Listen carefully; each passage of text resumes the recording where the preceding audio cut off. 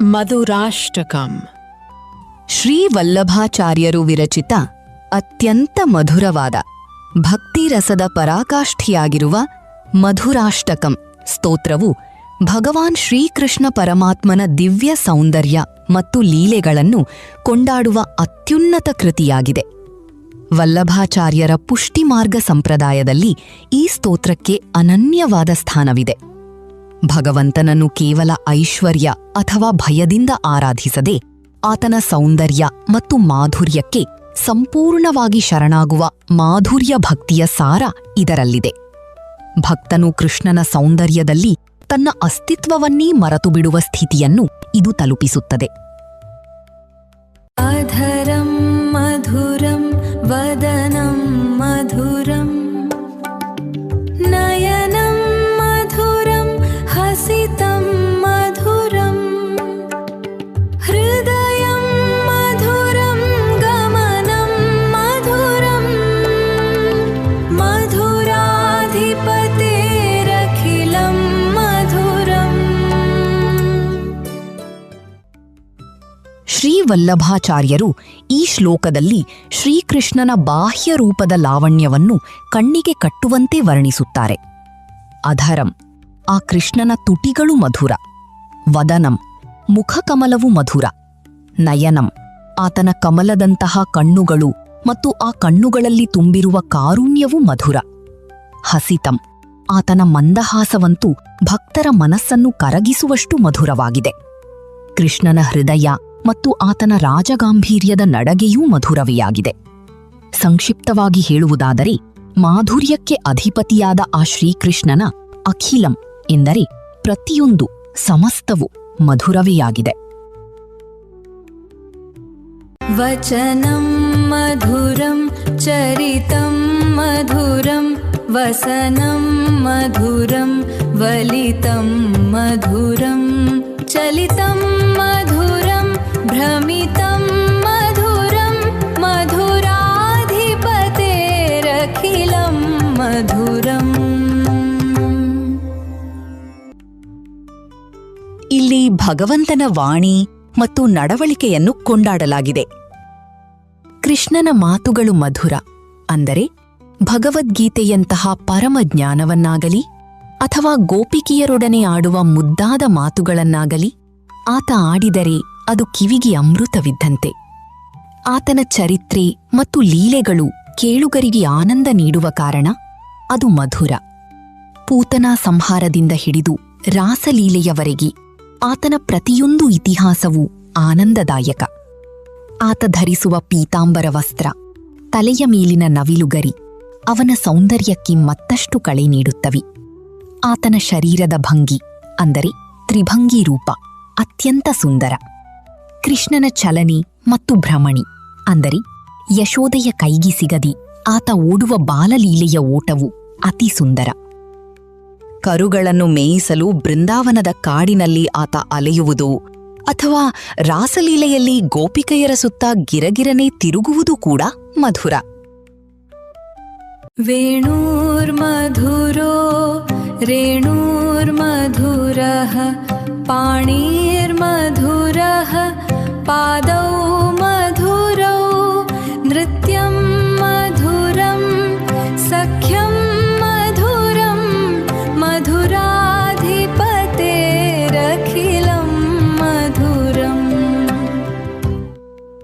ಈ ಶ್ಲೋಕದಲ್ಲಿ ಕೃಷ್ಣನ ದಿವ್ಯ ಪರಿಕರಗಳನ್ನು ವರ್ಣಿಸಲಾಗಿದೆ. ಕೃಷ್ಣನು ನುಡಿಸುವ ಕೊಳಲಿನ ಧ್ವನಿ ಚರಾಚರ ಸೃಷ್ಟಿಯನ್ನೇ ಮಂತ್ರಮುಗ್ಧಗೊಳಿಸುವುದರಿಂದ ಅದು ಮಧುರ. ಆತನ ಪಾದಗಳ ಸ್ಪರ್ಶಿಸಿದ ಬೃಂದಾವನದ ರೇಣು, ಅಂದರೆ ಧೂಳು, ಮಧುರವಾಗಿದೆ. ಕೃಷ್ಣನ ಹಸ್ತಗಳು ಮತ್ತು ಆತನ ಚರಣಗಳು ಮಧುರವಾದವು. ಭಕ್ತರನ್ನು ರಂಜಿಸಲು ಆತನಾಡುವ ನೃತ್ಯ ಹಾಗೂ ಸುದಾಮ, ಅರ್ಜುನರಂತಹ ಭಕ್ತರೊಂದಿಗೆ ಆತನಿಟ್ಟುಕೊಂಡಿರುವ ಸ್ನೇಹ ಅತ್ಯಂತ ಮಧುರವಾದುದು.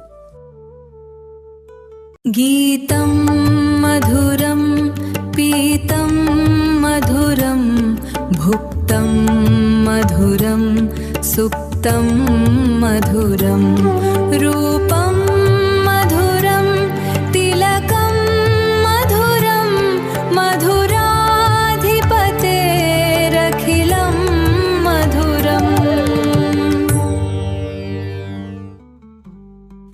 ಕೃಷ್ಣನ ದೈನಂದಿನ ಚಟುವಟಿಕೆಗಳೂ ಕೂಡ ಭಕ್ತನ ಕಣ್ಣಿಗೆ ದಿವ್ಯವಾಗಿ ಕಾಣುತ್ತವೆ.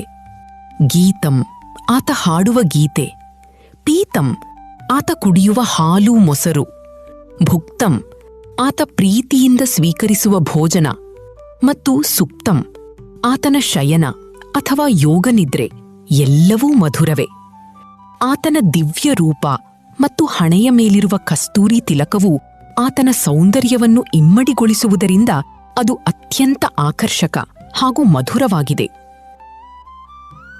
ಕರಣಂ ಮಧುರಂ ತರಣಂ ಮಧುರಂ ಹರಣಂ ಮಧುರಂ ಸ್ಮರಣಂ ಮಧುರಂ ವಮಿತಂ ಮಧುರಂ ಶಮಿತಂ ಮಧುರಂ ಮಧುರಾಧಿಪತೇರಖಿಲಂ ಮಧುರಂ.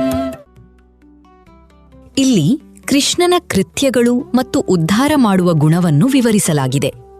ಕರಣಂ, ಕೃಷ್ಣನ ಪ್ರತಿಯೊಂದು ಕಾರ್ಯವೂ ಮಧುರ. ತರಣಂ, ಭಕ್ತರನ್ನು ಸಂಸಾರ ಸಾಗರದಿಂದ ದಾಟಿಸುವ ಆತನ ತಾರಕ ಶಕ್ತಿ ಮಧುರ.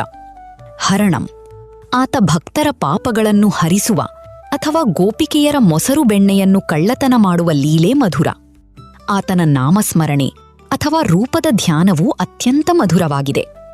ವಮಿತಂ, ಆತ ಉಗುಳುವುದು ಅಥವಾ ಹೊರಹಾಕುವುದು ಮಧುರವಾಗಿದೆ. ಅಂದರೆ ಬಾಲ್ಯದಲ್ಲಿ ಮಣ್ಣು ತಿಂದಾಗ ಯಶೋದೆಗೆ ಇಡೀ ಬ್ರಹ್ಮಾಂಡವನ್ನೇ ತೋರಿಸಿ ಸೃಷ್ಟಿಯನ್ನು ಹೊರಹಾಕಿದ ಲೀಲೆ ಅಥವಾ ಕಾಲಿಯ ಸರ್ಪದ ವಿಷವನ್ನು ಮರ್ದನ ಮಾಡಿ ಹೊರಹಾಕಿಸಿದ ಲೀಲೆ ಮಧುರ. ಮತ್ತು ಶಮಿತಂ, ಆತ ಶಮನ ಮಾಡುವುದು ಅಥವಾ ಸಂಹರಿಸುವುದು ಮಧುರವಾಗಿದೆ. ಅಂದರೆ ಪೂತನೆ, ಕಂಸಾದಿ ದುಷ್ಟರನ್ನು ಸಂಹರಿಸಿ ಜಗತ್ತಿನ ತಾಪವನ್ನು ತಂಪಾಗಿಸುವುದು ಅಥವಾ ಭಕ್ತರ ಅಹಂಕಾರವನ್ನು ಶಮನಗೊಳಿಸುವುದು ಮಧುರ ಎಂದರ್ಥ. ಗುಂಜಾ ಮಧುರ ಮಾಲಾ ಮಧುರ ಯಮುನಾ ಮಧುರ ವೀಚಿ ಮಧುರ ಸಲಿಲಂ ಮಧುರಂ ಕಮಲಂ ಮಧುರಂ ಮಧುರಾಧಿಪತೇರಖಿಲಂ ಮಧುರಂ. ಬೃಂದಾವನದ ಪ್ರಕೃತಿಯೊಂದಿಗೆ ಕೃಷ್ಣನಿಗಿರುವ ಬಾಂಧವ್ಯ ಇಲ್ಲಿದೆ. ಗುಂಜ ಅಂದರೆ ಕೃಷ್ಣನು ಧರಿಸುವ ಗುಲಗಂಜಿ ಮಣಿಗಳು ಮತ್ತು ವೈಜಯಂತಿ ಮಾಲೆ ಮಧುರ. ಶ್ರೀಕೃಷ್ಣನ ಲೀಲೆಗಳಿಗೆ ಸಾಕ್ಷಿಯಾದ ಯಮುನಾ ನದಿಯೂ ಮಧುರವಾಗಿದೆ. ಅದರಲ್ಲಿ ಏಳುವ ವೀಚಿ ಅಂದರೆ ಕೃಷ್ಣನ ಪಾದಗಳನ್ನು ಮುಟ್ಟಲು ತವಕಿಸುವ ಅಲೆಗಳು ಮಧುರವಾಗಿವೆ. ಯಮುನೆಯ ಸಲಿಲಂ ಅಂದರೆ ಪವಿತ್ರವಾದ ನೀರು ಮಧುರ. ಮತ್ತು ಆ ನೀರಿನಲ್ಲಿ ಅರಳಿರುವ ತಾವರೆ ಹೂಗಳು ಮಧುರವಾಗಿವೆ. ಕೃಷ್ಣನ ಸ್ಪರ್ಶದಿಂದ ಇವೆಲ್ಲವೂ ದಿವ್ಯತೆಯನ್ನು ಪಡೆದಿವೆ. ಗೋಪೀ ಮಧುರ ಲೀಲಾ ಮಧುರ ಯುಕ್ತಂ ಮಧುರಂ ಮುಕ್ತಂ ಮಧುರಂ ದೃಷ್ಟಂ ಮಧುರಂ ಶಿಷ್ಟಂ ಮಧುರಂ ಮಧುರಾಧಿಪತೇರಖಿಲಂ ಮಧುರಂ. ಕೃಷ್ಣನಿಗೆ ಪರಮ ಪ್ರಿಯರಾದ ಭಕ್ತರ ವರ್ಣನೆ ಇದು. ಕೃಷ್ಣನಲ್ಲಿ ಅನನ್ಯ ಭಕ್ತಿ ಇಟ್ಟಿರುವ ಗೋಪಿಕೆಯರು ಮಧುರ. ಆ ಗೋಪಿಕೆಯರೊಡನೆ ಕೃಷ್ಣನು ಆಡಿದ ರಾಸಲೀಲೆ ಹಾಗೂ ಬಾಲಲೀಲೆಗಳು ಮಧುರವಾಗಿವೆ. ಕೃಷ್ಣನೊಂದಿಗೆ ಸದಾ ಜೊತೆಗಿರುವುದು ಎಷ್ಟು ಮಧುರವೋ ಆತನ ಅಗಲಿಕೆಯ ವಿರಹವೂ ಕೂಡ ಅಷ್ಟೇ ಮಧುರವಾದದ್ದು. ಆತನನ್ನು ಕಣ್ಣಾರಿ ನೋಡುವುದು ಅಥವಾ ಆತನ ಕೃಪಾಕಟಾಕ್ಷದ ದೃಷ್ಟಿ ನಮ್ಮ ಮೇಲೆ ಬೀಳುವುದು ಮಧುರವಾಗಿದೆ. ಮತ್ತು ಆತನ ಶಿಸ್ತು ಅಥವಾ ಶಿಷ್ಟಾಚಾರ ಎಲ್ಲವೂ ಭಕ್ತನಿಗೆ ಆನಂದವನ್ನೇ ನೀಡುತ್ತದೆ. ಗೋಪಾ ಮಧುರ ಗಾವೋ ಮಧುರ ಯಷ್ಟಿರ್ ಮಧುರ ಸೃಷ್ಟಿರ್ ಮಧುರ ದಲಿತಂ ಮಧುರಂ ಫಲಿತಂ ಮಧುರಂ ಮಧುರಾಧಿಪತೇರಖಿಲಂ ಮಧುರಂ. ಅಂತಿಮ ಶ್ಲೋಕದಲ್ಲಿ ಇಡೀ ಬ್ರಹ್ಮಾಂಡವೇ ಕೃಷ್ಣಮಯ ಎಂಬುದನ್ನ ಸಾರಲಾಗಿದೆ. ಕೃಷ್ಣನ ಒಡನಾಡಿಗಳಾದ ಗೋಪಾಲಕರು ಮಧುರ. ಕೃಷ್ಣನಿಗೆ ಪ್ರಾಣ ಸಮಾನವಾಗಿದ್ದ ಆ ಗಾವೋ ಅಂದರೆ ಗೋವುಗಳು ಮಧುರ. ಹಸುಗಳನ್ನ ಕಾಯಲು ಆತ ಕೈಯಲ್ಲಿ ಹಿಡಿಯುವ ಯಷ್ಟಿ ಅಂದರೆ ಬೆತ್ತ ಅಥವಾ ಕೋಲು ಮಧುರವಾಗಿದೆ. ಕೃಷ್ಣನ ಸಾನ್ನಿಧ್ಯದಿಂದ ಈ ಸಮಸ್ತ ಬ್ರಹ್ಮಾಂಡದ ಸೃಷ್ಟಿಯೇ ಮಧುರವಾಗಿದೆ. ಆತ ಕಂಸಾದಿ ದುಷ್ಟರನ್ನು ದಮನ ಮಾಡುವುದು ಮತ್ತು ಭಕ್ತರಿಗೆ ನೀಡುವ ಸತ್ಫಲಗಳು ಎಲ್ಲವೂ ಮಧುರ. ಹೀಗೆ ಆ ಮಧುರಾಧಿಪತಿಯಾದ ಕೃಷ್ಣನಿಗೆ ಸಂಬಂಧಿಸಿದ ಪ್ರತಿಯೊಂದು ಪರಮ ಮಧುರವಾಗಿದೆ. ಮಧುರಾಷ್ಟಕದ 8 ಶ್ಲೋಕಗಳ ಕೊನೆಯಲ್ಲಿ ಬರುವ ಮಧುರಾಧಿಪತೇರಖಿಲಂ ಮಧುರಂ ಎಂಬ ಸಾಲು ನಮಗೆ ಕೊಡುವ ಸಂದೇಶವೊಂದೇ. ಯಾರು ಭಗವಂತನನ್ನು ಸಂಪೂರ್ಣ ಪ್ರೇಮದಿಂದ ಆರಾಧಿಸುತ್ತಾರೋ ಅವರಿಗೆ ಜೀವನದ ಪ್ರತಿಯೊಂದು ಕ್ಷಣವೂ ಪ್ರತಿಯೊಂದು ವಸ್ತುವು ಭಗವದ್ಮಯವಾಗಿ ಮಧುರವಾಗಿಯೇ ಗೋಚರಿಸುತ್ತದೆ. ಇತಿ ಶ್ರೀಮದ್ವಲ್ಲಭಾಚಾರ್ಯ ವಿರಚಿತಂ ಮಧುರಾಷ್ಟಕಂ ಸಂಪೂರ್ಣಂ.